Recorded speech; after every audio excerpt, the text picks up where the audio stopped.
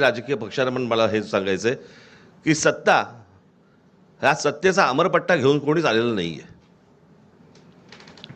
आज तुम्ही ज्यावेळेला सत्तेमध्ये आलात त्यावेळेला काँग्रेसने हे केलं, काँग्रेसने हे केलं, काँग्रेसने असं केलं म्हणून आम्ही असं करतोय असं ज्यावेळेला तुम्ही सांगता, उद्या जेव्हा तुम्ही जाल आणि तुम्ही जे पायंडे पाडून ठेवलेले आहेत त्याच्या दामदुपटीने ज्यावेळेला पुढे सुरू होईल त्यावेळेला कोणाकडे तक्रार करू नका.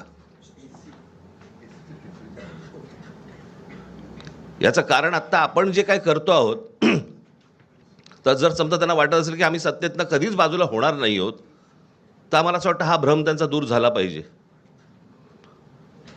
आणि उद्या ज्या वेळेला सत्ता परिवर्तन होईल आणि ज्या वेळेला दुसरे येऊन ज्यावेळेला याहून वाईट ज्यावेळेला होईल त्यावेळेला आपण काय करणार आहोत याचा विचार मला असं वाटतं सत्ताधाऱ्यांनी त्या वेळेला करणं गरजेचं असतं.